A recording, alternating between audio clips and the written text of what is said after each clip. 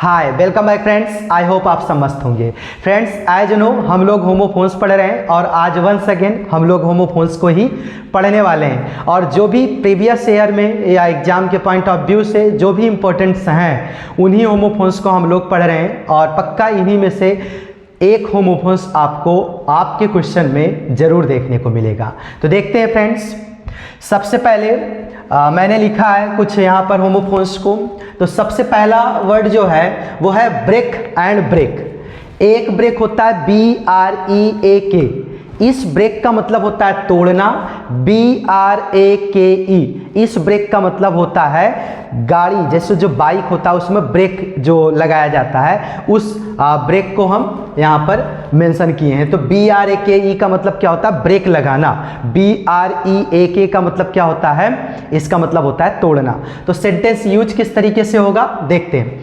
Break, इस break का मतलब तोड़ना। तो the glass broke into hundreds of peace. यहाँ ब्रेक का सेकेंड फॉर्म लगा है ब्रोक।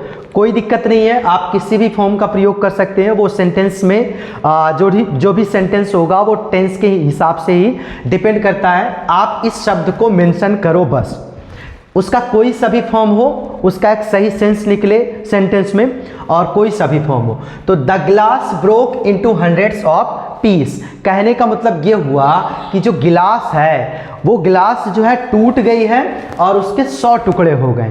100 टुकड़ों में एक ग्लास टूट गई है। तो इसका कुछ इस तरीके से सेंटेंस प्रयोग हो जाएगा। दूसरा है ब्रेक, BRAKE। इसका मतलब होता है बाइक में ब्रेक लगाना। तो I used the brake to stop the car. मैं प्रयोग करता हूं, क्या करता हूं? ब्रेक, ब्रेक का टू स्टॉप, रोकने के लिए, द कार को। मैं जो है कार को यहाँ पर यूज्ड है, तो यहाँ पर मैं जो है यूज करता हूँ, इस्तेमाल करता हूँ, प्रयोग करता हूँ कार को रोकने के लिए ब्रेक का। मैं ब्रेक का इस्तेमाल करता हूँ कार को रोकने के लिए। तो यहाँ कुछ इस तरीके से इस सेंटेंस का प्रयोग हो जाएगा। अब देखते हैं लोन, LOAN। दो लोन है। LOAN इसका मतलब होता है एक तरह से कर्ज, एक तरह से उधार पैसा। और LONE इसका मतलब होता है अकेला। तो हम देखते हैं दोनों का सेंटेंस यूज। LOAN इसका मतलब होता है उधार पैसा। तो अब इसका क्या हो जाएगा sentence use? He decided to loan his bike to his friend. उन्होंने निर्णय लिया, उन्होंने डिसाइड लिया टू लोन लेने के लिए, हिज बाइक अपने बाइक के लिए, टू हिज फ्रेंड अपने मित्र से वो जो है एक बाइक खरीदने के लिए, एक बाइक लेने के लिए लोन लेने का डिसीजन लिया, निर्णय लिया। अब दूसरा लोन LONE, इस लोन का मतलब होता है अकेला। इस लोन का मतलब क्या हो जाएगा? अकेला। अब इसका सेंटेंस यूज किस तरीके से होगा? द लोन ट्री, अकेला पेड़, इन द फील्ड, मैदान का अकेला पेड़, स्वेट, लहराया। स्वेट का मतलब क्या होता है? लहराना। स्वेट का मतलब लहराया। इन द विंड, हवा में। अकेला पेड़, मैदान का अकेला पेड़ हवा में लहराया। मैदान का अकेला पेड़ हवा में लहराया। इस तरीके से इस सेंटेंस का यूज हो जाएगा। आई होप समझ में आ गया होगा ये दोनों शब्द और ये दोनों शब्द। अब देखते हैं नेक्स्ट क्या है?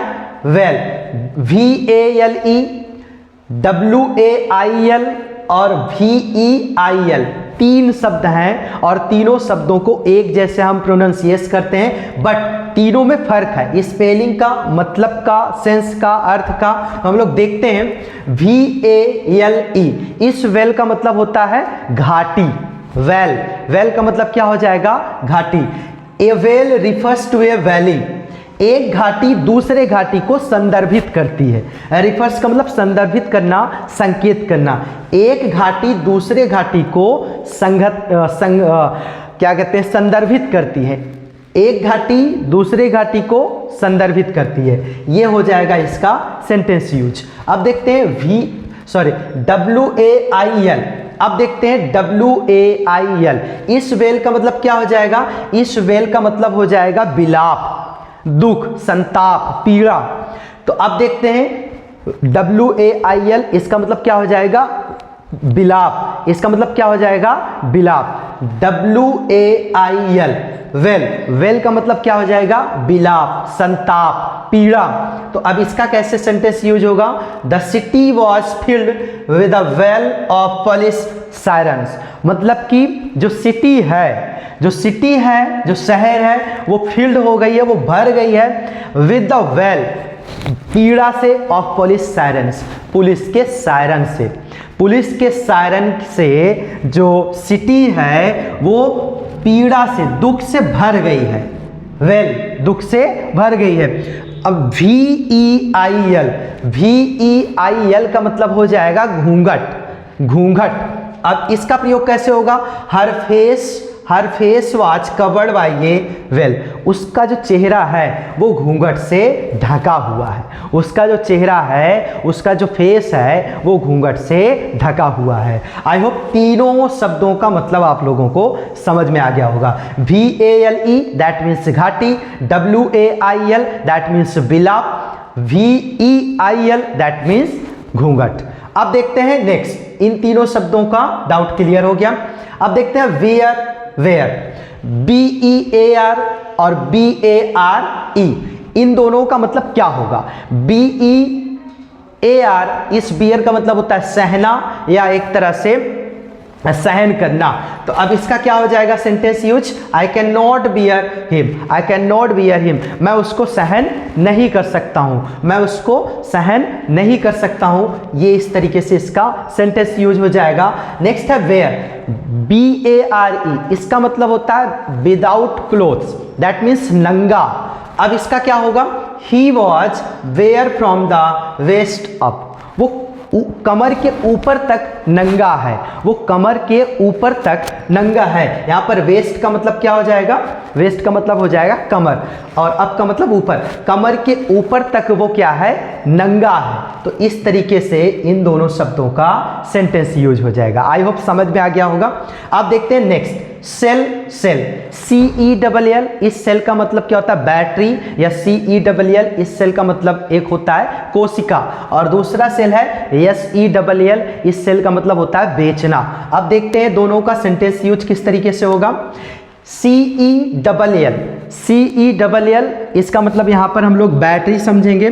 तो a button cell for a quartz watch, a button cell for a quartz watch, that means quartz एक कंपनी होती है वॉच की, एक क्वार्ट वॉच के लिए एक बटन सेल, मतलब कि एक सेल, ये जो छोटी सी बटन टाइप की होती है सेल, उस सेल की बात हो रही है।